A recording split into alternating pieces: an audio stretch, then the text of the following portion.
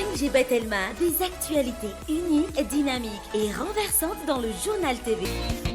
Kokota iray dia sahala amin'ny ronono iray very, kakao, coco, mofo dipaina tapany izay mitondra hery sy tanjaka mandritra ny tontolo andro. Andramo fa tsara lavitra noho ny afo. Lolotranao ny fampalalam-baovao. Hitanao eny amin'ny mpivarotra rehetra mahazatra anao. Lolotranao ny fampalalam-baovao.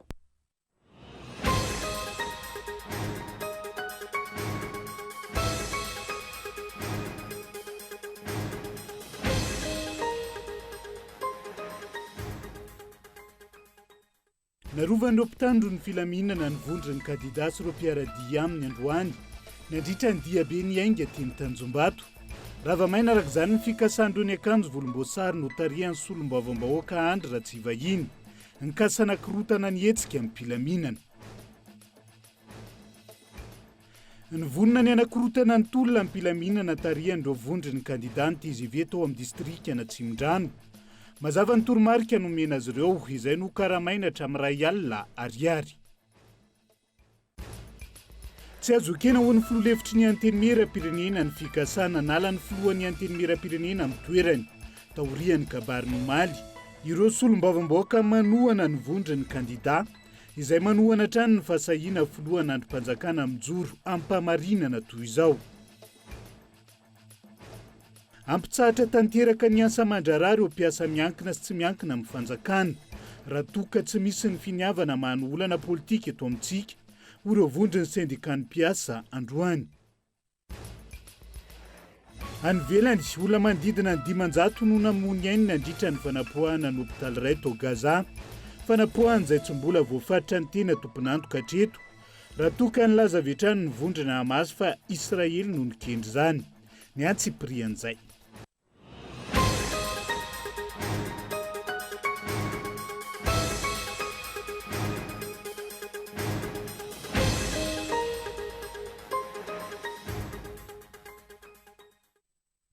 Alarobia 7 ny volana Oktobra taona 2024 ankafaliana trano tomboky lasy tongovavy no hitsidihany indray ny tokantranonao.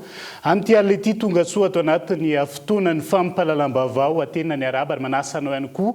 Anaraka izany avy hatrany dia makasika ny akko ny hetsika ataon'ireo vondrony kandidà amin'izao fotoan'izao no ndeha nokafatsika ny fampalalam-baovao.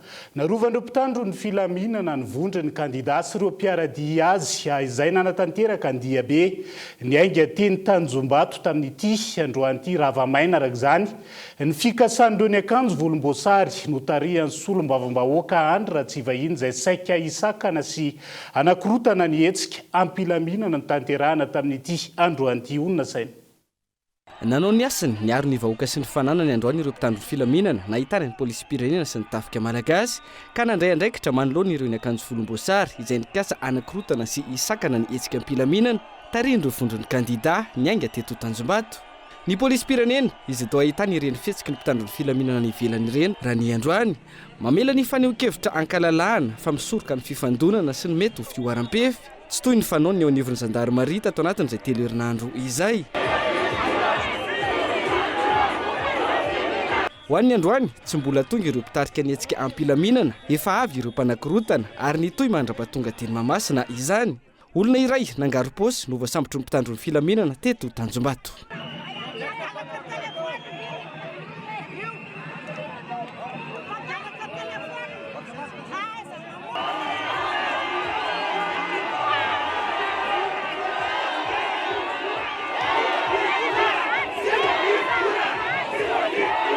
Ny lamina araka izany ny diabe ampilaminana araka ny anarany no tarihan'ireo vondrony kandidà, solombavam-bahoaka sy loholona ary ireo vahoaka izay tonga maro namaly ny antso.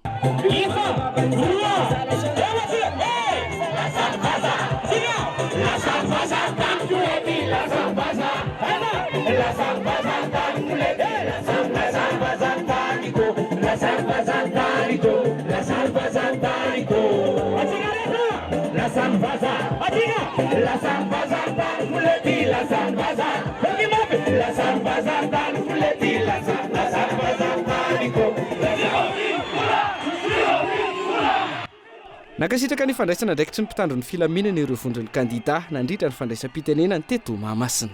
Fahefana tsy avy amin'ny vola, fahefana dia avy amintsika zao tompo kilasy tompo vavy rehefa samy joro isika. Androany dia te hisaotra manokana ireo mpitandro ny filaminana isika izay nanampy tamin'ny fahalaminana tompo kilasy tompo vavy. Ary fantatsika fa rehefa misy ny filaminana dia afaka ny tahoaritsika ary rapitso mbola hitompona izao tsika tompo kilasy tompo vavy.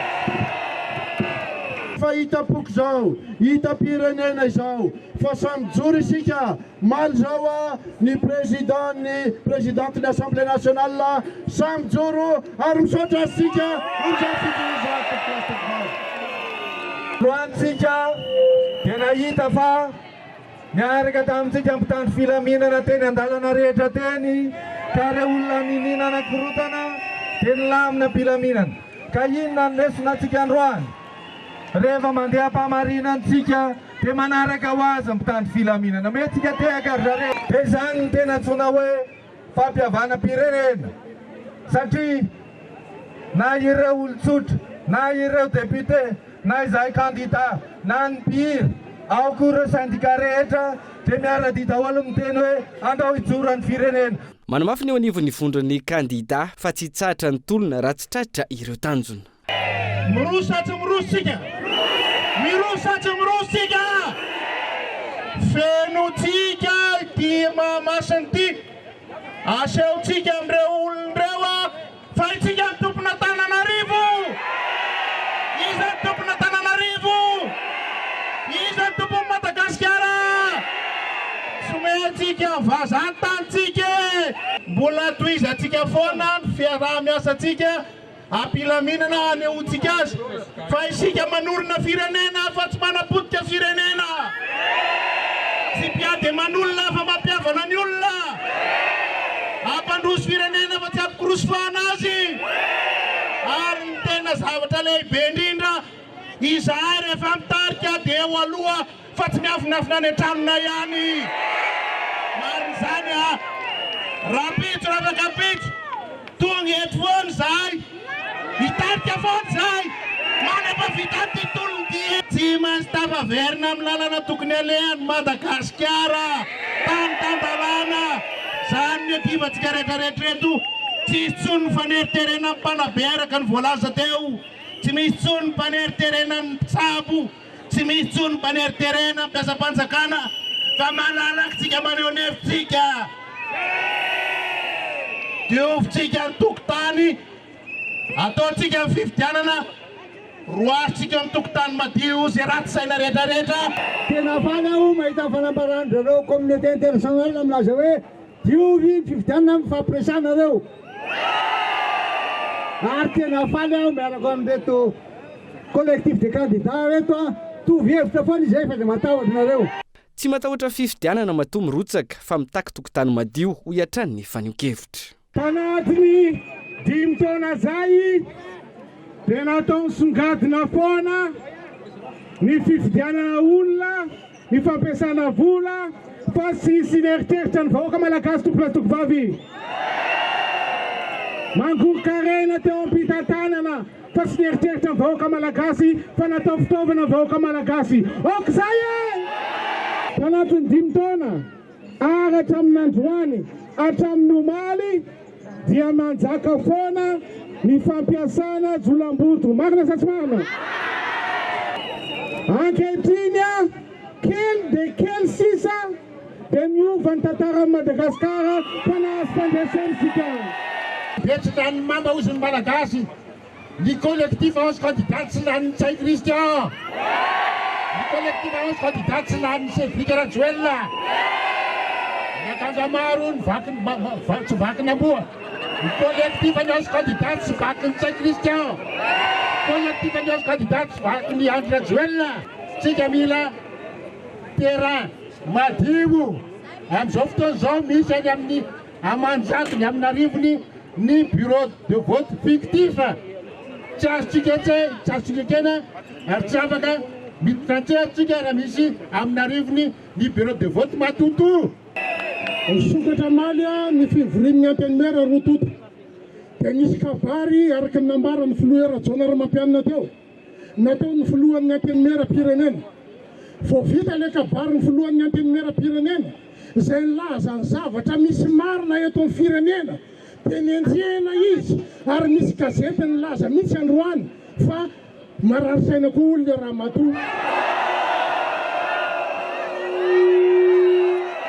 zany zavatra tiana ampitoerina eto amin'ny firenena io le atsony zareo vazaha hoe place unique rehefa misy olona manan-kevitra avy rehefa misy olona milaza ny marina rehefa misy olona mahatsapa fa tsy voafehy vidim-piainana fa miakatra isan'andro vidim-piainana eto amin'ity firenena ity tsy misy mifandrim-pahalemana von'olona tsy von'olona ry alatra voamaso tsy alatra voamaso ary dia rehefa miteny marina fe dia lazaina fa marary saina itony itolona ary itombo ireo antoko politika fikambanana sendikasy erivelona samihafa anatevin-daharana izany raha ny fampitambavao avy amin'ny fondron'ireo kandida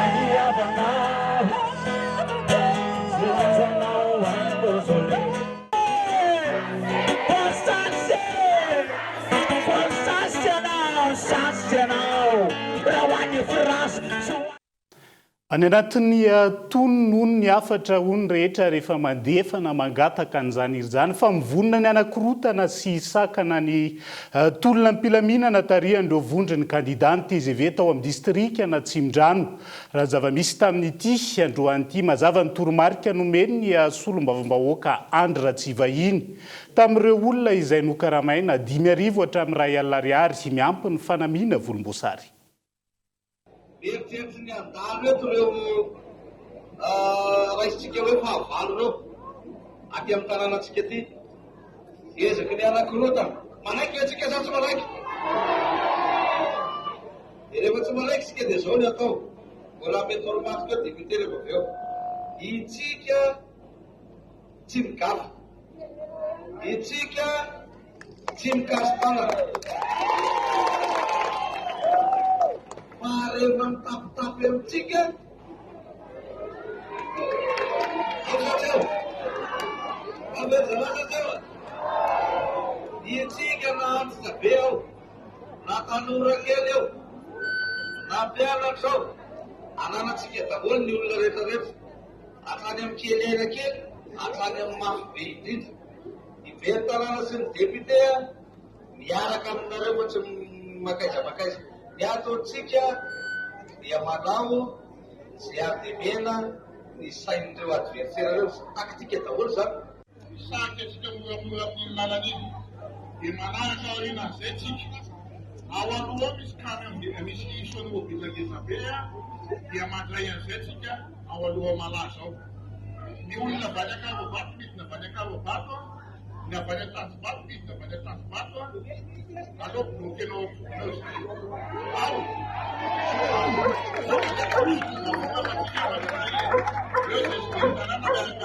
izay ny toromarika nomen'ireo mpitarika ny antoko TGV tao Tsimdrano androany nampitaina tamin'ireo andian'olona nampiakanjona volomboasary anakorontana anakana ireo vahoaka sy ny vondron'ny kandida izay manao hetsika ampilaminana karama io 5,000 hatramin'ny R1,000 ary indreo tokoa ireo nokaramaina aviavy afany hamita ny hiraka nampanaovina azy sofa teo ny mpitandron'ny filaminana zay zany ao ambany tanàna marina fa tia Tanjombato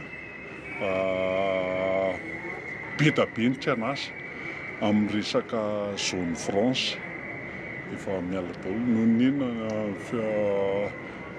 fitondram-panjakana angambany mahatonga azay tsy hoe angamba fa tena marina miala daholo ny zone France tsy miasa daholo zany ny akamaroan'ny tanora eto amin'ity faritra Tanjombato iny nefa ny faritra Tanjombato commune Tanjombato ny tena be tanora indrindra miasan'ny toeran'ny zone France. Oro reo tanora reo zany tanora tsy anasa mitady vola izy. Reo zany tsy hoe momba ny fitondrana amin'izao fotoana izao fa mitady vola izy amelomany ny vady aman-janany. Ka zay mahatonga an'izy hoe fidim-bola eo amin'ny ray alina ariary 10 000 francs 20 000 francs zany reo tanora reo. Ary mahita angambonareo hoe vitsy anisany le pomba an'le fitondrana amin'izao hoe vitsy anisa dia zay mahatonga an'le tanora miroboka amin'izy ary betsaka ny tanora mbola te hanana fa matahotra an'le amintsika aminareo mpanao gazety angambany hoe miseho sary tahaka an'izao tsy tiako ny miseho sary dia aleoko miafina. Mendrim-piderana ny fihetsikin'ny polisy-pirenena androany hoy ireo vahoaka tonga amin'ilay filamatra tandroka ary mivozona miaro ny vahoaka sy mifananany tokoa. Andrasana ny fitohizany ahafahan'ny vahoaka maneho hevitra ankalalana sy ampilaminana hatrany toy ny any amin'ireo firenena rehetra mandalina ny demokrasia. Ao anatin'izay fandraisana ndraikitry ny mpitandro ny filaminana izay hatrany, andrasana ny fandraisana fepetra tamin'ireo nanimba ny fananan'olona raha tsy ilaza afa-tsy ny nomaly teny Andavamamba. Teo ihany koa ireo mpangalatra teny ampiasapito sy ny herinandro lasa teo. Izay zany ny zavamisy ao ambadiky ireny fanakorontanana samy hafa ireny amin'izao fotoana izao. Fa mitombo isan'andro ny olona resy lahatra amin'ny hetsika ampilaminana iarahana amin'ny vondron'ireo kandida. Raha ny fanehoan-kevitra mafy ny ainany izay 5 taona lasa ny tondrany Rajoelina izay ka antony nanosika azy ireo hanatevin-dahara an'ity hetsika ampilaminan'ity. Daniela Mino Arso. Antony maro no nanosika ireo olom-pirenena hanatevin-darana ny hetsika ampilaminana iarahan'ireo vondron'ny kandida misy saraka 10 izay niainga teny Tanjombato ny farana tety Mahamasina androany. Fanatevenan-daharana izay hitakin'izy ireo ny fanasitranana manoloana ny fampahoriana sy ny fijaliana nampitondray ny fitondram-panjakana teo aloha ny vahoaka malagasy tao anatin'ny 5 taona lasa izay. Fa ihany koa fotoana hitakin'izy ireo ny amerenana ny Madagasikara anaty tany tandalana. Ny antony aloha zany tena be dia be ao resaka fiainana aloha sosialy vahoaka tena hita mihitsy fahasamihafana ny olona manam-bola sy ny olona tsy manam-bola. Tena hita hoe latsaka ambany na fa efa mividy tena raha na mividy sakafo ny olona taloha nataontsika mividy amin'ny kilao fa zao tena mividy tapaka poka tena misy zany. Ary zako mpanjaitra ny asako fa tamin'ity taona ity vao nahita an'izany hoe tablie any zokony taloha tany no entin'le olona ao amina hoe madamo tia mba amboamboareo ho an'ity zandriny kely vao miditra mianatra. Tena mampalahelo zany tsy mbola nisy an'izany hatramin'izay.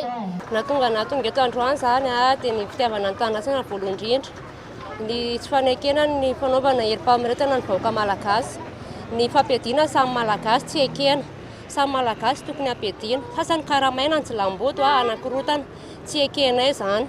Ny fitakiana tonga tokavana eto koa dia ny fanadiovana ny lisam-pifidianana tsy ekenay koa ny fikotsahan'ny Andrimatoa Andry Rajoelina vazaha takatasy, ny fanaovana tsinitsinina ny vahoaka malagasy, fanaovana tsinitsinina ny zom-pirenena malagasy, ny vidim-piainana miakatra, ny delestazy isan'andro, ny fandriampahalemana ihany koa tsy ekenay zany dia takinay mba nisy ny filaminana eto Madagasikara.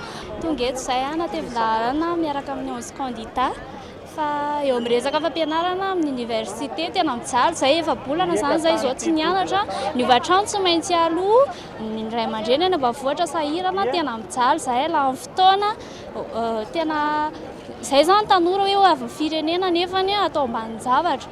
Dia nandritra izay efa tamin'ity fitondrana ity tena be dia be ny zavatra simba eo ihany koa resaka cité tranon'ny mpianatra tsy mifandanja amin'ny isan'ny mpianatra ny tranon'ny mpianatra be dia be lasa miady zany miteraka ady be dia be eo saminy malagasy le izy. Za zao avy any faritra Antsinanana avy ato Masina Ville zany nina tonga nanonina resy lahatra anazy zany anatevin-daharina dia ny tsy ny fandakan-dalàna zay taon'ny fitondrana ankehitriny indrindra fa io premier ministre ankem-perinasa io. Ankoatra ireo efa nanatevin-daharana ny hetsika ampilaminana hatrany ampiandohan'ny hetsika. Nisy ihany koa ny androany ny olom-pirenena avy any amin'ny faritra samba nandray anjara tamin'ity hetsika ampilaminana ity. Resy lahatra avy hatrany noho ny tsirary ny nampidondraina ny vahoaka malagasy. Indray zany tompoka seratra tsy miakina azay dia tsy nanakina an'ity tolo ity mihitsy hatramin'izay fanatsapy zay fe tena tsy maintsy ampiana le vahoaka satria tsy vitany rery io. Ho avy ny Tanjombato tany Ambobao dia tany Minjarana dia avy zay dia mbola manetana foana satria tsy rariny tsy intsiny reve dia mbola itsitsika daholo zany rehetrarehetra zany ka dia manetana antsika rehetrarehetra zay ny natonga anay teto PDB neny tena tsy zaka ny fampianarana ny zanany vazaha any an-dafy boaderozy ny volamena ny rehetrarehetra vanilla tsy zakatsika vidim-bary tsy zakatsika tsony zany ka zay dia olona hoe tsy mpiasa mpanjakana zay fa dia mijoro zay hoe azay tsy zao zay fa mijoro mihitsy satria mbo ninona foana moa ny teo aloha so dia any zaza lafa akitry izy efa tena matsapa tena tsy mety raha tambatra ny hery ndao hiaraka. Miantony fahatongavan-tsain'ny tsirairay avy isan-tokantrano itsinjo ny taranaka any aoriana tsy anaiky ny ampahantraina sy tambazana vola kely anapotena ny ho avy ary koa tsy anaiky ny hoenti-mazaha ireto olom-pirenena tonga saina nanatevin-daharana ity hetsika ampilaminana iarahana amin'ny vondron'ny kandida ireto ity. Ianao nge ny nanary ny tenanao fa tsy zahay gasy ny nanary ianao hoe tsotra zany ny anay ny afatra hoe raha olona tena hoe matoky teny ianao dia tsy tokony nanary an'io nationalité anao io fa ianao ihany no safidy ho vazaha taratasy dikan'izay zany izay tsy manaiky an'izany hoentina vazaha sadasada zany satria ny raibe anay dadabe anay ny zafy ny dadabe anina tany ariana tany matin'ireo vazaha reo dikan'izay tsy manaiky tsony zay no entina vazaha indray arosogaina fanimpiry indray 10 taona teoriana ve dia mbola isy fanjanahana vaovao koa ka miantso ny gasy zay tonga saina ny mpiasa tsy miankina ireo syndicat tsy miankina ihany koa engaviana mba hanatevin-daharana n'izao fanavotam-pirenena zao satria efa ady atao amin'ny mpanjanantany vaovao zao eto koa dia omena hafatra ny masivoan'ny Frantsa fa alaivo mody ny tera-taninareo fa nareo no nanome taratasy azy dia angatanareo mba hitondra azy hiala eto Madagasikara ody any la Frantsa satria tsy izay no nanary azy fa izy no nanary tena dikan'izay zany mila miverina mianatra ianao ry candidat numéro 3 fa tsy tonga saina tsony ianao ary ianao ngamba ny tena marary saina fa tsy ireo mpanaraka anao reo ka isorana ny filohan'ny teny meram-pirenena ihany koa maly dia efa miantso an'izany fiaraha midinika izany. Ny asin'ny firenena izay efa voazimbazimba sy ny fanitsakitsahana lalam-pandrenana izay toy izao fitondrana izao izay hita fa tsy mahomby ary miteraka fahantrana lalina ho an'ny firenena sy ny vahoaka ao aminy. Ka noho izany dia miangavy indrindra ny izay matsiary tena fa vazaha mitondra ny izao firenena izao dia mandehana ianao mody dia hoetoany koa izay heverinao fa mpanaradianao izay asainao manakorotana isan'andro tsy izahay no mpanakorotana fa mitaky ny rara sy intsiny fa ianareo no tena mpanakorotana. Ka noho izany dia miangavy anareo feno ny kapoakan'ny vahoaka tsy mila anareo intsony izahay. Tsy hijanona ny tolona raha tsy miverina amin'ny laony ny Madagasikara ho hatrany ny fanehoan-kevitra ireo olom-pirenena ireo. Izy ireo izay nanamafy hatrany ary nanentana ny rehetra mahatsiaro marary eo amin'ny sehatra rehetra anoana ny fitakiana iarahana amin'ny vondron'ny kandida. Ireny no ahitana fa manana fa manaraka akaiky ny raharaham-pirenena ny vahoaka malagasy amin'izao fotoana izao ary manana fanehoan-kevitra mahagaga ihany koa mahatalanjona kanefa mitombona manoloana ny zava-misy eto amin'ny firenena ankehitriny. Fa niroso tamin'ny hetsika ampilaminana hanohanana ny fitakiana iarahana amin'ireo vondron'ny kandida ihany koa. Ny mponina tao Imerintsiatosika tamin'ity androany ity tsekena tsony ny tondrana ny Madagasikara anaty fahantrana lalina sy ny tsy fanarahan-dalàna araka ny ataon'ny mpitondra ankehitriny hoy izy ireo. Kaeton Andriatsilafo. Resy lahatra ny mponina ao Imerintsiatosika ka naneho tamin'ny alalan'ny hetsika ampilaminana ny fanohanan'izy ireo ny vondron'ny kandida ihany koa androany. jotra ny tanjona iray fo sy iray saina amin'ny fitakiana ataony ny vondron'ny kandida.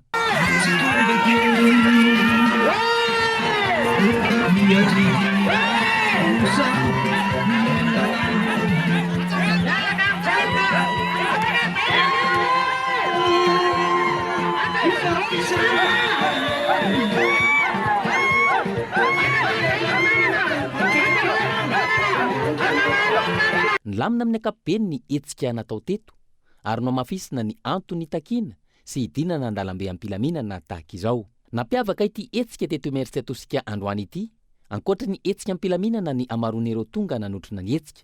Miariary teto fa vonina iaro sy hiady ho an'ny tanindrazana tahaka ireo mponina eto Antananarivo sy ny manodidina sy ny any amin'ny faritra hafa manerana ny nosy ihany koa ireto mponina eto Université tosika ireto. Mbola itoy ny hetsika raha ny fanazavana ary tsy hijanona raha tsy hita miariary fa iroso amin'ny tsaratsara kokoa ny firenena ka tsy ho tahaka ny zava-misy amin'izao fotoana sy ny zava-nisy tao anatin'izay 5 taona izay injony.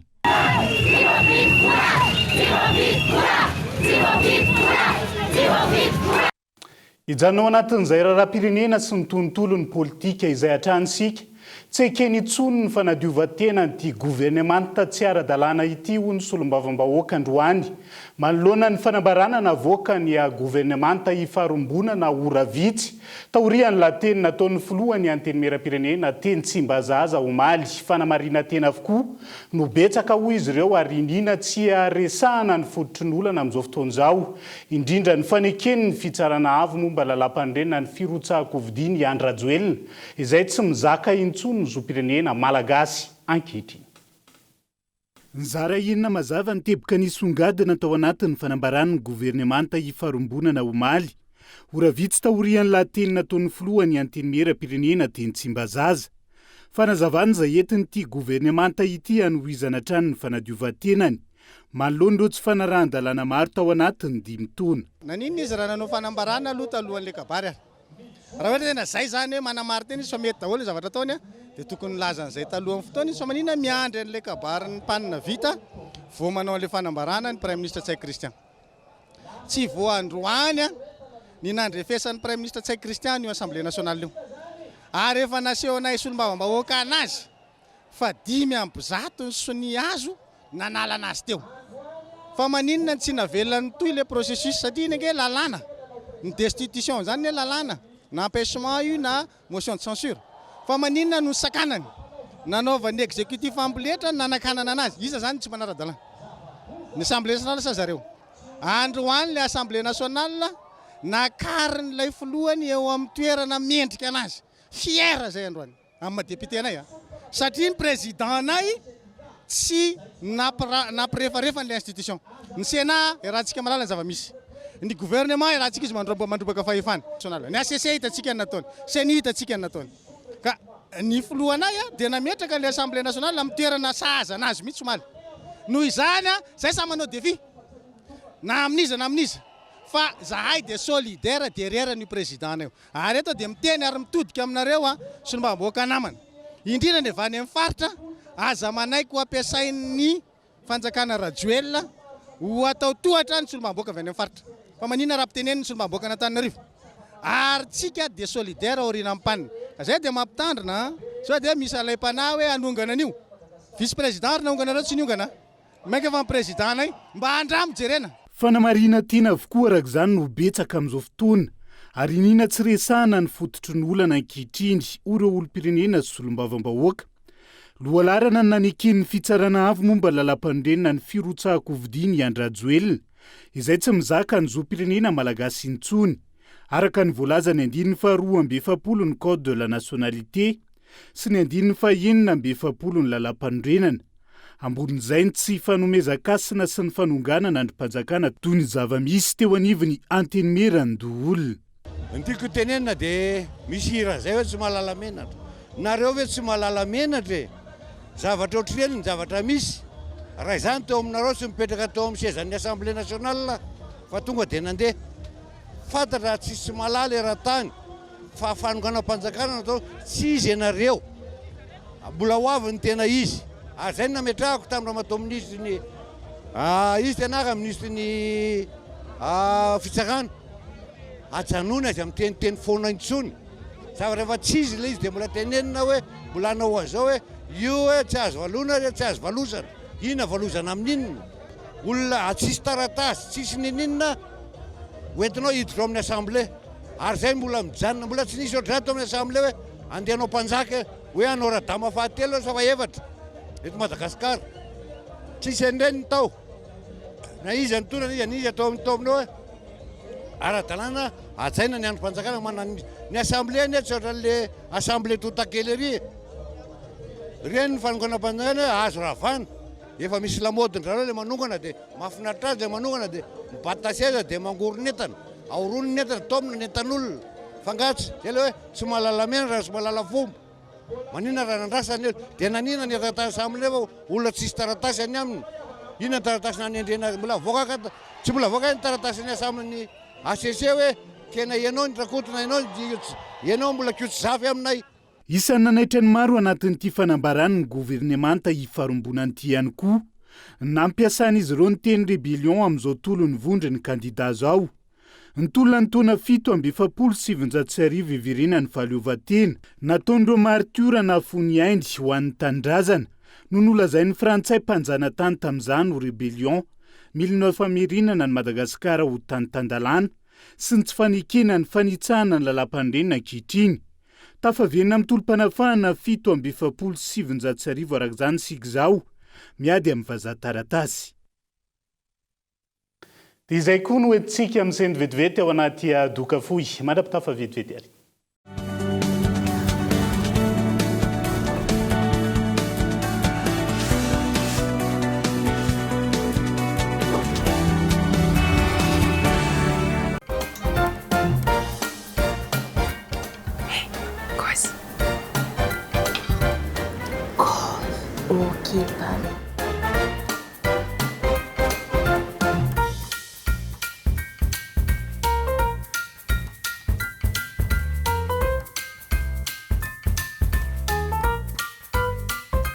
Vaovao be vidio amin'ny amin'ny vola ihany tolotrano kaiky amin'ny vidiny 4000 ariary. Misy appel 10 minitra sy 1 giga internet.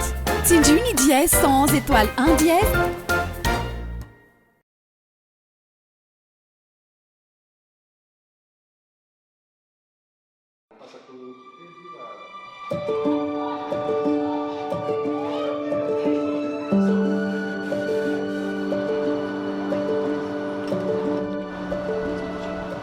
Quand vous envoyez de l'argent à Madagascar, c'est bien plus que de l'argent.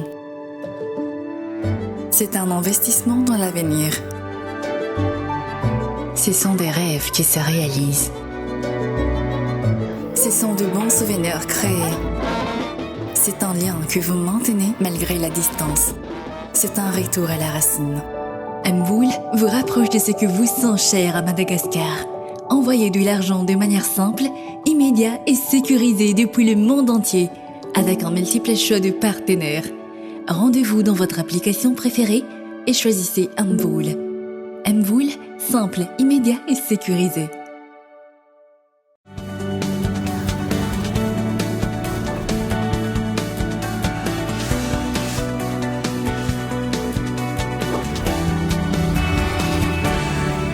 Manatitra ny arabatra ny tongo kilasy tongo vavy tonga soa indray atao anatin'ny tapany faharoa amin'ny fampalalam-bavao amin'ity ala ity. Isan-tarantsika izay tsy emitra ary tsy anaiky ireo solombavambahoaka miaradia amin'ireo vondry ny kandida. Manoloana ny kajikajy politika kasain'ny RD eo anivony anteny mera-pirenena amin'izao fotoana izao. Amp'izay ny fanitsakitsahana ny lalàna sy ny fanaovana barofom-pitondrana ho izy ireo. Andao rahantsika ny fanampim-panazavana. Rahantsika mahita amin'izao fa vahoaka analikisa no mangetahetana izany atao hoe firenena tandalàna izany. Mila miverina amin'ny firenena tandalàna ny malagasy ary tsoraraka tany ny rahandreo Razambe latsaka tamin'ny 1947 mila miverina tanteraka amin'ny atao hoe tany tandalàna. Ka zany ny matimatesany raha tsy ao anatin'ny firenena tandalàna dia tsisy fampandrosoana mihitsy eto fa lohamboto sy manao toton'ondrom-bory ny mpitondra aka tena mandeha amin'ny tany ny tratran'ny vahoaka madinika fa ny tombontsoan'ireo olombitsy novoariny ka iarahantsika mahita amin'izao aroso fa tsampodiko tiavako aby. Mila miala zany teratany frantsay mbola manjanaka mivantana any Madagasikara zany. Ity tolona ty dia tsy ho fantatra amin'ny farany ary amafisina foana ilay hoe zeray sika drodroko. Fanamariany isorana tanteraka ny polisy pirenena zay efa hita fa miaro ny vahoaka sy ny fananany ary tena hita fa manao ny asany amin'ny maha service d'ordre azy mandamina ny fifamoivoizana. Aleo aloha manrodana an'izao fitondrana efa hita fa manomana alatra be vava amin'ny fifidianana zao.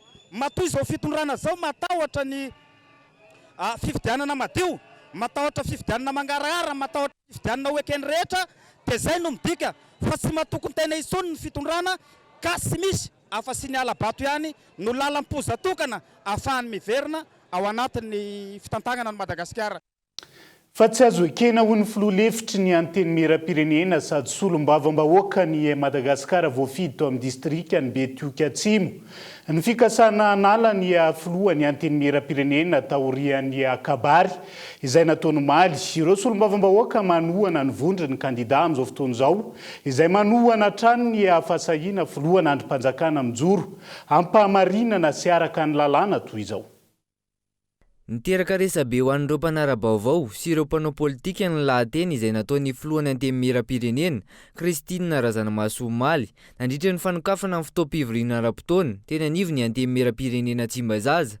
Mandeha feo amin'izao fotoana izao fa mety roso amin'ny fanesorana ity filohan'andrim-panjakana ity ireo solom-bavam-bahoaka maro anisa. Nilaza androany ny solom-bavam-bahoaka ny Madagasikara voafidy tao amin'ny distrikan'ny Betioka Atsimo sady filoha lefitry ny anteny miram-pirenena fa mijoro sy manohana ity filohan'ny anteny miram-pirenena ity ny tenany ary manameloka amin'ny fikasana ny esorana azy eo amin'izany toerana mahafilohan'ny andrim-panjakana izany.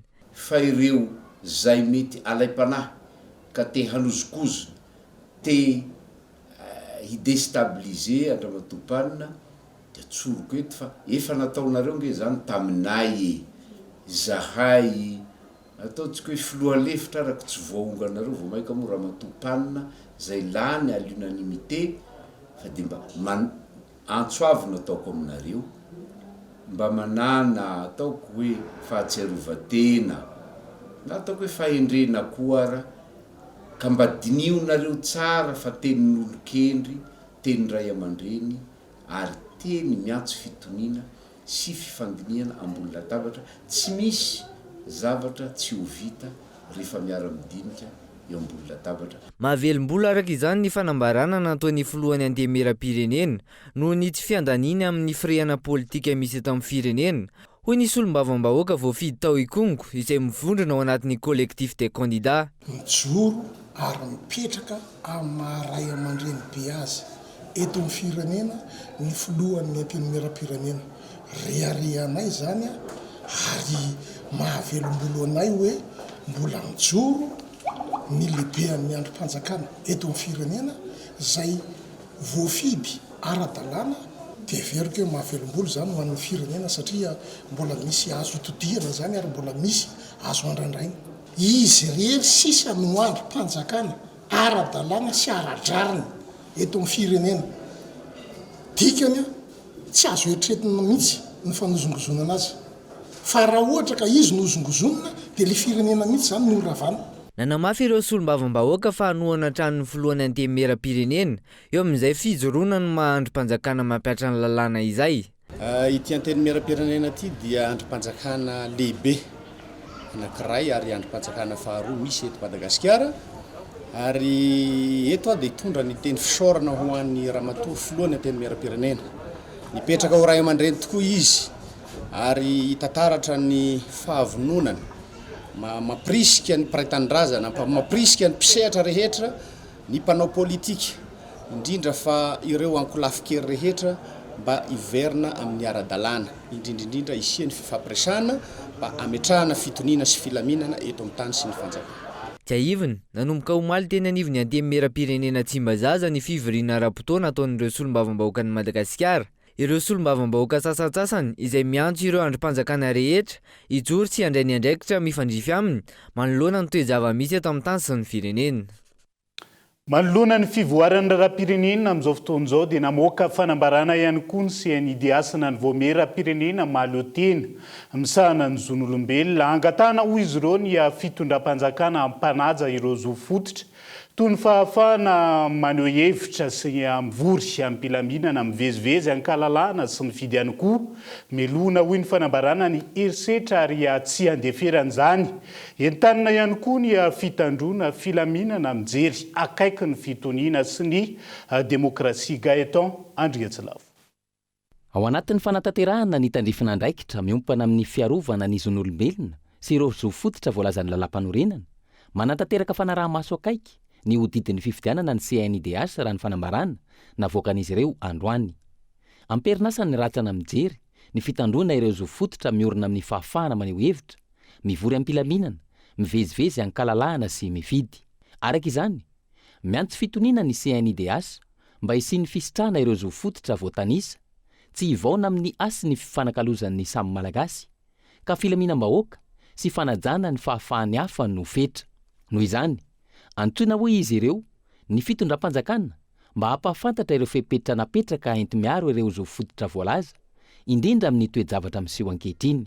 Azo raisina amin'izany ny fampahafantarana ireo toerana azoana lalana manatanteraka fivoriana ara-politika ampilaminana manerana ny tanin'ny repoblika.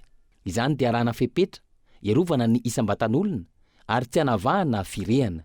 Antsoina ihany koa izy ireo ny kandida, manam-pahefana, olom-boafidy, andrim-panjakana, mpikambana amin'ny fahefanam-panatanteraka, mpanohana sy komity isan-tsokajiny, mpikirakira vaovao sy tambajotran-tserasera mba hampitsahatra ireo teny sy fihetsika feno fiantsiana ka miteraka fifandonana eo amin'ny samy mpiray tanindrazana. Milohina ny herisetra ary tsy handeferana. Niteraka famotehana fananana sy tranga mampalahelo hafa izany raha ny zavaniseho. Amporisina ny amafisina hatrany ny ezaka fampitoniana amin'ny alalan'ny tolerance administrative. Farany indrindra amin'ny alanenina ny fampiasa-kery amin'ny vahoaka ka tsekena ny foara-pefy hoy ny CNIDH. Nahitana fianana izany, taoriny ny fiatombohan'ny fampielezan-kevitra ary atanina hatrany ny fitandrona filaminana, mijery akaiky ny fitoniana sy ny demokrasia. Fanamafisy ny kandida lalaina Ratsirahonana androany fa tsy azo ekena ny fampiadiana samy malagasy manoloana ny famporosiana atao ireo pomba ny kandida sasany toy ny zava-nisy tamin'ny fanakanana ny hetsiky ny collectif des candidats omaly tsy misy manana tombontsoa amin'ny fifampiatsiana ary andrehetra izay tokony fanabe ao anatin'izay. Andoarantsika ny fanampanazavana. Any faneho-kevitra ny dia mikasika ny zavatra ny tranga omaly ireny ary mbola nisy moa androany hoe tsy mety ny fampiantsy, tsy mety ny fanakana amin'ny faneho-kevitra ny tsirairay avy fa tokony fanaja ao anatin'izy ary tena manao antso avy ny mpitarika politika rehetra hoe teneno teny ny mpanala-diantsika andao mba hifanaja, andao tsy hiditra amin'izany fifampiantsiana izany fa mba hilamina ary miantso andao hifamela, andao hiavana. Zay moa ny anay atoko fihavanantsika sy fikambanana Kristy dia tena andraikizay mihitsy koa no manambara an'izany hoe andao re hifamely, andao hiavana ary tsisy mahanatombontsoa mihitsy amin'ny zavatra mitranga hoe malagasy ny fampikasitana ny famono eto fa andao mba tena samy mitanjona dia samy mba teo ho sambatra sy adantsika eto amin'ity firenentsika ity dia andao tsika hifamela, andao hiadana ary miantso manokana ny kristianina malagasy fikambanana Kristy mijoroa fahazavana eto amin'ity firenena ity ary ny atao voalohany dia andao hivavaka araka ny tenan'Andriamanitra ny fiasan'ny fivavaka omarina dia mahery indrindra. Fa tsy politika mpandrosoana firenena sy andaminana fiarahamonina ho amin'ny tsaratsara kokoa hatrany intsony no ataon'ny ekipa ny Andry Rajoelina amin'izao fotoana fa nitazonana fahefana ary kifirana amin'ny fitondrana. Fomba mamoetra ampiadiana ny samy vahoaka no paika anaovan'izany amin'izao fotoan'izao. Hatreto tsy mandray ny andraikitra tokony ataony ny mpitandro ny filaminana satria azo antoka fa ho voasazy araka ny lalàna ireo olona karamainy ny TGV amin'ny alalan'ny TMS sy ny fitirama. Matoa an-dahatsoratra. Miverin-dalana ny Madagasikara raha ny demokrasia no resahana. Fomba mampanao iarovana seza sy fahefana tany amin'ny 70 taona lasa no ataon'ny TGV amin'izao vanim-potoana mazava izao. Fitondrana tsy refesy mandidy no nisy tamin'izany fotoana izany. Repoblika faharoa, fitondrana sosialista miaraka amin'ny vahoaka madinika. Nampiasa ireo tanora natao hoe TTS, na tanora tonga saina, natao fitaovana nandravana sy namotehana olona sy fananana.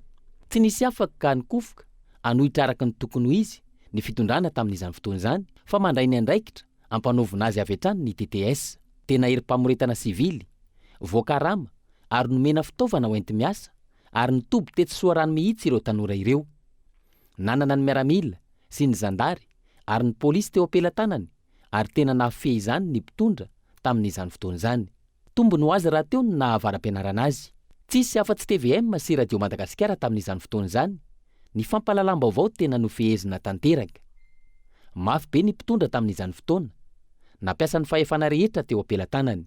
Feno ny kapokandra malagasy, rava sy potika ny TTS. Tsy vitsy ny natsiaro ny hafarany ny Dauphin B, tetsy amin'ny fefiny Gara Soarano. Nanangana ny MMSM ny mpitondra tamin'ny fotoanandro. Misy MMSM amin'ny endriny vaovao koa amin'izao fotoana izao. Nampandresy ny mpanangana azy ve ireny sa vao maika nanapotika azy. Raha iverenana ny fampiasana tanora hanao fampiasan-tsandry sy nanakaramana olona ifanandrana amin'ny kandida 12 sy ny mpanaradia azy, dia mampiahiahy indray fa ny ekipa Rajoelina no nahay nanome baiko, nandory sy namono olona ary nanimba fananana teto tamin'ny 2004 nentina nanonganana fanjakana. Mampiasa TTS amin'ny endriny vaovao ry Rajoelina amin'izao fotoana izao. Nitondra ny firenena tany anaty antsana lalina ary toe-karena sy sosialy izany ary nitarika ny toe-tsaina any amin'ny fahampotehana matsiravina. Manamarina ny tenin'ny député Rasimanana Paulbert na Iros izany hoe tsy azo omena fahefana ary tsy azo fidiana. Tsy afa-misaraka nefa i Andry Rajoelina sy ireo mpomba azy ary samy tsy tokony omena fahefana ary tsy tokony hofidiana intsony. Ho an'ny Andry Rajoelina manokana, teratany frantsay ara-taratasy rahateo ny tenany. Izay ny matoan-datsoratra ny sampana fampalalam-baovao indrindra manoloana ny zava-misy tao anatin'izay 3 andro faran'izay. Fampitsahatra tanteraka ny asa mandrarary ho mpiasa miankina sy tsy miankina amin'ny fanjakana. Raha toka tsy misy ny finiavana many olana politika eto amintsika, ireo vondrony sendika ny mpiasa tamin'ity androan'ity. Ankoatran'ireo sendika, manerina nosy amin'izao fotoana izao miantso ireo herivelona rehetra hiara-idinika ny fivondrona ny sendika malagasy manoloana ny toetra raha-pirenena ankehitriny. Fitinokolo. Hiafara amin'ny area administrative ny zava-misy eto amin'ny firenena, raha toka tsy tonga saina manoloana ny raharaha politika amin'izao fotoana ny fanjakana ho ny vondron'ny sendika ny mpiasa malagasy. Miatra amin'ireo mpiasa ny zava-misy ankehitriny ho hiatrany ny fanazavany izay ahina hiafara hatrany amin'ny fifandoman'ny samy malagasy. Ny fanjakana kilan'izay tsy hita mandray andraikitra tandrify azy. Tonga dia zao no marina, raha fa tsy mety hiavana mpanao politika io dia tsy hiasa izay mpiasa malagasy indrindra fa izay mpiasa fanjakana. Dia bloquenay dia zay fanoseditsika eto. Zay fanoseditsika eto fa tsy sitrapony mpanao politika ny atao eto. Sitrapony député ny atao eto. Fa sitrapony mpiasa koa izay koa zany mba maharary. Ary tsy afaka hijery fotsiny ny zava-misy amin'izao. Fa iza mbola olona tsy afaka, tsy mila mpaminany mahafantatra hoe hiady ny olona raha mitohy sakasakany herina atao eran-tanàna io. Dia hijery fotsiny io zany. Satria fanjakana mampanao an'io. Fa rehefa io ny atao fanjakana tsy mety havany, izay ny amorinany namanay amin'ny zoma. Antaontsika ndray position ferme ary zalahy. Tsy voatery tokony lazaina androany moa zay fa zay ny tiany fanontanianao dia tsy maintsy valiana ohatran'izay ngamba ilay izy. Mety afara amin'ny areny machine administrative rehetra tia raha tsy manaiky iainao intsony ny fanjakana. Inona moa ny ilana ny fanjakana rehefa tsy anao zavatra ara-dalàna. Fa rehefa tsy anao ara-dalàna ny fanjakana ataonay an'izay dia ho hita eo ndraiky manarama olona rey zay niarabe tetan'io ministera io. Asay mitady olona gros bras ndray zany izy hitan'ny ministera anao ny asanay rehetrarehetra io dia ho hita eo ilay izy. Tsy olona ny mpiasa malagasy irery ny problème na eto. Ny olana iaina mpiasa malagasy iny dia resaka mety olana syndikaly ny tenenina zay fa olana politika ny tena iaina ny vahoaka malagasy. Dia azonao eritreretana ve mpiasa malagasy terenanao propaganda amin'izao vaninandro zao ve mbola mpiasa panjakana terenanao propaganda.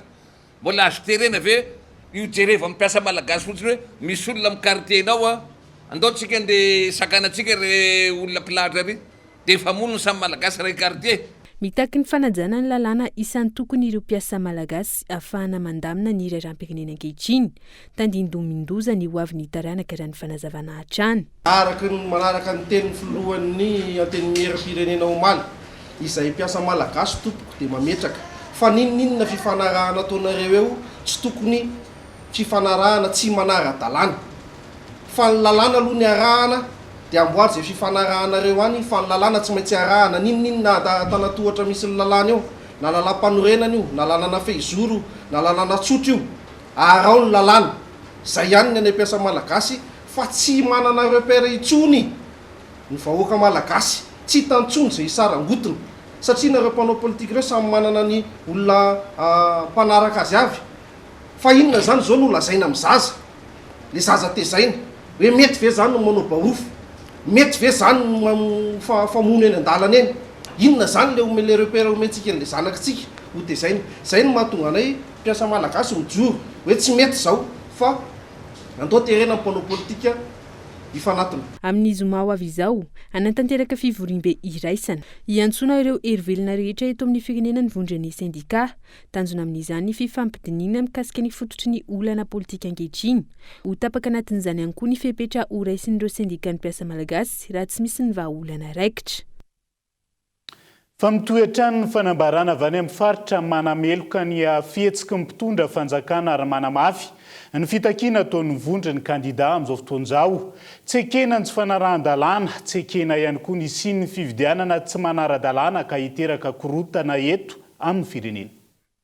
Manohana tsy misy fepetra ny tolona ataon'ny kandida ho filohan'ny firenena raika amin'ny folo hiverenana ny ara-dalàna hahafahana manao fividianana madio marina ekeny rehetra melohanay ny fandikana lalàna nataon'ny HCC melohanay ny herisetra nataon'ny mpitandro filaminana ka naharatsana ny kandida sy ny olona senkainay ny firotrahan'ny kandida manana zom-pirenena frantsay ary tsy manana zom-pirenena malagasy mitera ny fahasahiana sy finiavana hanarina ny tsy ara-dalàna izay nataon'ny président sénat ka nametrahany eny amin'ny HCC ny taratasy ho fahavononany hanjay ny fahefana noho izany izay solotana ny kandida raika amin'ny folo eto Morombe dia mangataka anireto manaraka ireto mba hahafahana mametraka fividianana marina madio ary enkeny rehetra atsangana ny commission électorale CS entre parenthèses ho solony HCC havaozina ny CENI haverina diovina ny lisy ny fifidianana miantso ny solom-bavambahoaka rehetra tsy mifidy firehana politika hamerina ny solotoavina republikanina malagasy. Lafim-baovao hafa nosokafana tamin'ny fomba ofisialy maly magazay Super U Ivandra ao amin'ny La City. Magazay izay isan'ny fivarotana lehibe indrindra eto Madagasikara amin'izao fotoan'izao. Saika hita avokoa ireo vokatra tsara kalitao na eto an-toerana na izany avy any ivelany ihany koa. Ary afaka jifaina amin'ny vidiny mirary nomena toerana manokana kosa ireo vokatra vokarina eto an-toerana rano fanazavana. Notokanana tamin'ny fomba ofisialy omaly atalata 17 oktobra ny Super U Ivandry ao amin'ny La City izay magazin fivarotana lehibe indrindra eto Madagasikara. Ity no magazin Super U faharoa ny groupe Abibo taoriny nitokanana ny Super U atao Analakely ny volana novambra 2024 lasa teo. Eritona mahery izay no niasa ny groupe Abibo amin'ny fanavozana ireo magazin U rehetra manerana ny Madagasikara. Amin'ny alalan'ny orinasa Ulysse ny fampiroboroboany ny groupe Abibo ny vokatra vokarina eto an-toerana. Misy ihany koa ny zava-baovao sy ny fanomezan-danja ny vokatra eto an-toerana. Mahery ny 403 ny vokatra tsara kalitao homena ny mpanjifa ao amin'ity magazin ity. Vokatra izay jifaina amin'ny vidiny mirary ary avy ato an-toerana sy avy any ivelany avokoa. Le groupe, la société Ulysse qui détient les 10 magasins de Madagascar fait partie du groupe. Et aujourd'hui, on est vraiment très fiers de cette inauguration. C'est le plus grand magasin de Ulysse, donc de Système U, et à Madagascar. Ce magasin fait environ 2000 m² et il offre une très très grande variété de produits. Et on est fiers, justement, personnellement, même moi je suis très très fier de pouvoir offrir aux consommateurs malgaches des produits de qualité, de prix abordables. Et on essaie vraiment d'apporter la qualité. Et c'est la devise du groupe Abibo aujourd'hui, d'apporter la meilleure qualité à Madagascar aux consommateurs malagasy. Ita amin'ny Super U Ivandry amin'ny La City ireo karazana tovay tsara kalitao na avy eto an-toerana na avy any ivelany. Isanandro misy ny toerana voatokana ahitana ireo karazana voninkazo natoraly. Omena toerana manokana ihany koa ireo vokatra rehetra vokarina eto an-toerana. Tonga nanatrika ny fanokafana tamin'ny fomba ofisialy ny magazin U teny Ivandromaly ny filoha ny vondrona Système U izay nisolo tena ny vondrona U rehetra. est le 4e acteur de la grande distribution française. Nous avons 1700 magasins en France et dans le monde. Nous avons fait l'année dernière 30 milliards d'euros de chiffre d'affaires. Et donc nous sommes très heureux de ce partenariat avec l'entreprise Abibo, avec Ulysse. Et très heureux de l'inauguration de ce soir, de ce magasin qui est absolument magnifique, qui est un magasin aussi beau, un Super U aussi beau qu'en France. J'en inaugure régulièrement et ce magasin est magnifique. Ce qui est très important, nous sommes une coopérative de commerçants indépendants. C'est-à-dire qu'il y a chaque fois un propriétaire à la tête de chaque magasin. Donc voilà, le propriétaire vient de parler ce soir, Malik. La force de ça, c'est qu'on laisse beaucoup de place aux produits locaux et régionaux. Et c'est ça la grande force du système U. Ankoatran'ny vokatra tsara kalitao amin'ny vidiny mirary no anjifaina ireo entana ao amin'ny Super U Ivandry ao amin'ny La City.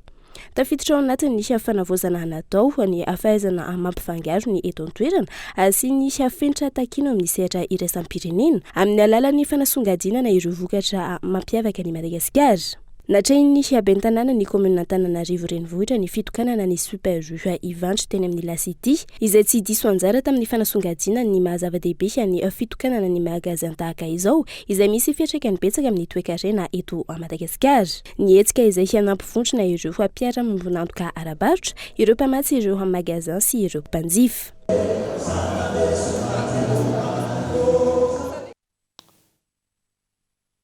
Fa manome 2.7 ora ny fitondram-panjakana mahanan'olana ireo ny mpianatry ny anjery manontolo avy amin'ny faritra 13 amin'izao fotoana izao.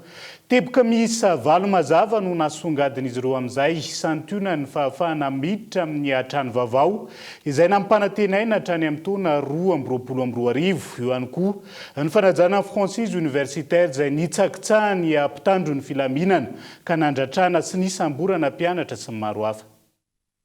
Teboka miisa 7 mazava tsara no notsindreny ireo mpianatra eo anivon'ny anjery manontolo tokony ho valy ny fitondram-panjakana ao anatin'ny 17 ora araka ny fehim-potoana nomen'izy ireo tamin'ity androany ity. Isan'izany ny fahafahan'izy ireo miditra ao anatin'ny trano vaovao izay nampanantena ny filoha teo aloha Andry Rajoelina fa hositran'ireo mpianatra nanomboka ny taona 2022. Fanambarana izay filohan'ny mpianatra avy amin'ny faritra 13 miaraka amin'ny mpikambana anatin'ny reto fikambanana tsirairay dia manao izao fanambarana manaraka izao. Voalohany manoloana ny fampanantenana izay nataony mangataka izay amin'ny tompon'andraikitra mahatapaka ahitra hipetrana haingana trano vaovao ary aéroplizay 2 akatsdio miaraka amin'ny fampivitaovana ary ny anamboarana farak'izay haingana ireo vary mangatsiaka tsy mbola vita toy ny jiro, ny rano ary ny fikarakarana ny tota-taratasy hidirana amin'ny mpisitaka ny trano. Manome 2.7 ora izay amahana ny olana. Faharoa, angatana ihany koa ny fijerena akaiky ary andraisana fepetrany fanamboarana ireo trano may na ny ety Ankatso izany na ny eny Vodivorana izay nampanantenana ny anamboarana azy ireo efatry ny ela kanefa dia zara mandeha ny asa. Fahatelo, efa volana maro izay no tsy mandeha ara-dalàna ny fampianarana eo anivon'ny université nefa ny fotoana mandeha, ny vatsy lany, ny fianarana tsy mandeha, toeram-padiana lavitra ka mitodika amin'ireo tompon'andraikitra voakasika izany hamahany olona izany izahay ary ny fahafatesana mpianatra mihitsy aza teny amin'ny Vodivorona. Tato ato dia tsapana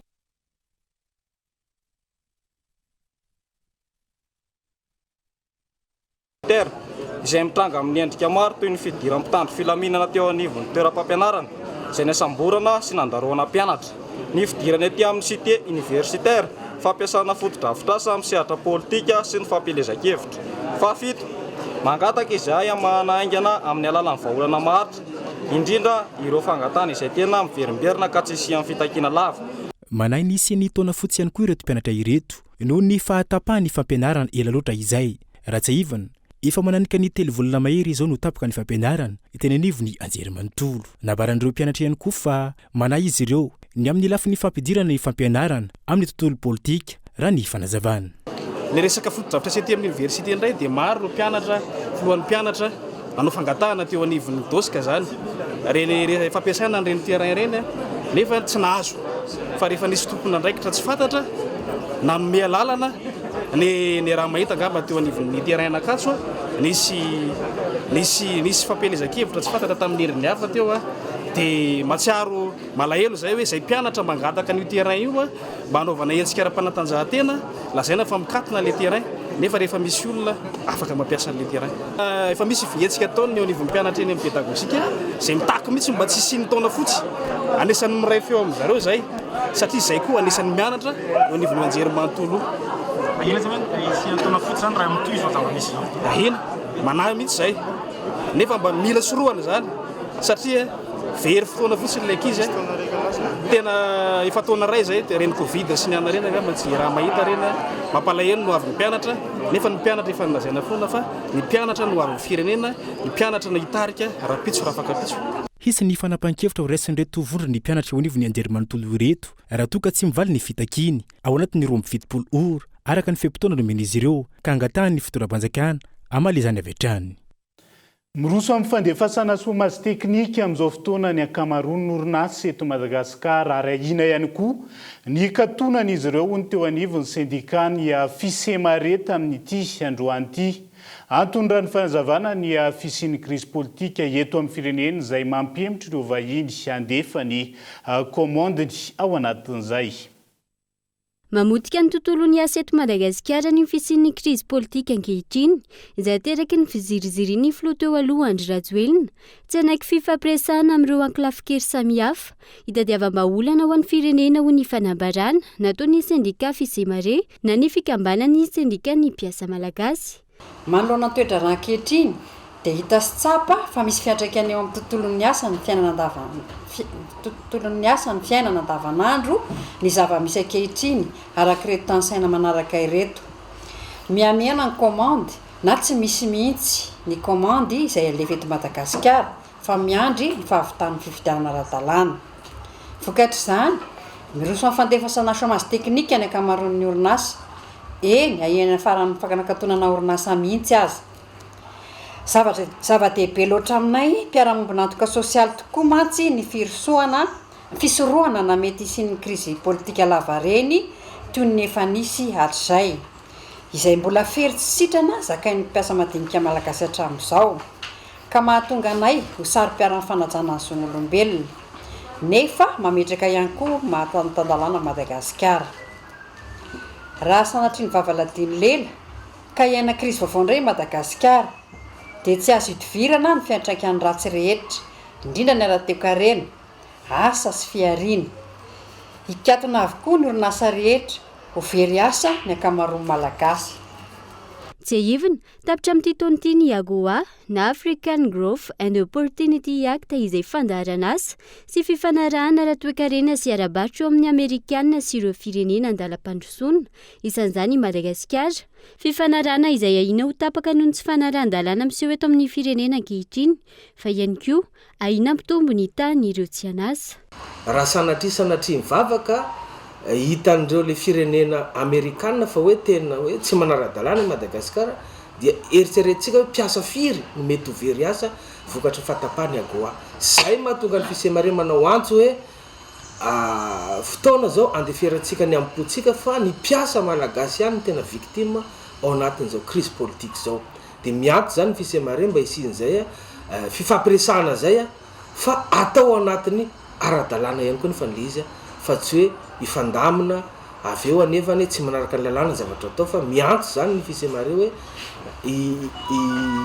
miantso ny mpanao politika indrindra fa ny kandida zany mba ifampiresaka mba ho tombontsoa ambony firenena hijerena ny le mpiasa madinika zay tena mpamokatra eto amin'ny firenena. Ankoatra izay miantso ny tandrona sy verenana amin'ny fanajana lalàna velona ary koa miantso ny fanajana ny zoma olona sy ny fahalalàna maneho hevitra ireto mpikambana anatin'ny sindika Fisemare ireto. Any velany olona manodidina ny 500 no namony ainy nandritra ny fanapoahana ny hôpitaly iray eto Gaza. May nandritra ny fipoahana ihany koa ny fiara rehetra ny antso natao amin'ity hôpitaly ity. Fanapoahana izay tsy mbola voafaritra ny tena tompon'antoka hatreto raha toa ka nilaza avy hatrany ny vondrona masy fa Israely no nikeny izay. Puis une violente explosion. Omaly tokony tamin'ny 7:00 no nirehitra tamin'ny alalan'ny fandatsahana bomby ity hôpitaly iray ao Gaza ity.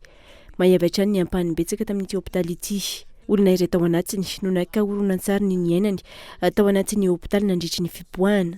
teo anelanelan'ny 200 ireo namono ainy vokatry ity fipoahana ity raha nitatry ny ministera ny fahasalamam-bahoaka any an-toerana. Maro ihany koa ireo naratra ka ny fanaretsaka ny famonjena azy ireo namonjy hopitaly hafa izay mbola nisedra olana noho ny tsy fampiny mpitsabo sy ny fitaovana ihany koa.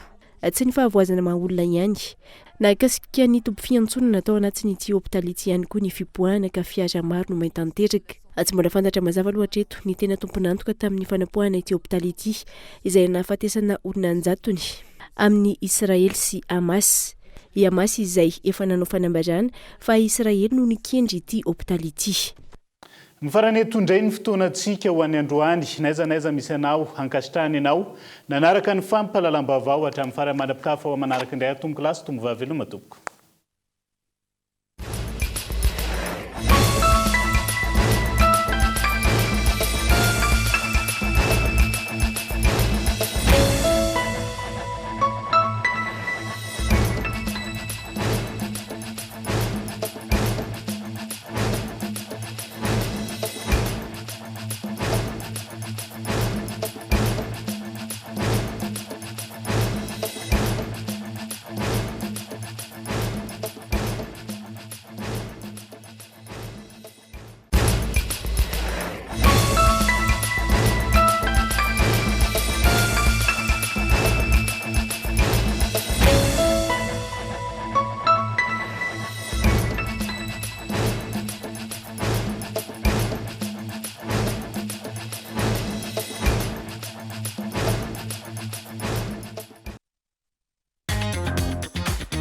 Hitanao eny amin'ny mpivarotra rehetra mahazatra anao. Vous a présenté ny vaovao. Kokota iray dia sahala amin'ny ronono iray very, kakao, koko, mofo dipaina tapany izay mitondra hery sy tanjaka mandritra ny tontolo andro. Andramo fa tsara lavitra noho ny afo. Vous a présenté ny vaovao. 5G Batelma, des actualités unies, dynamiques et renversantes dans le journal TV.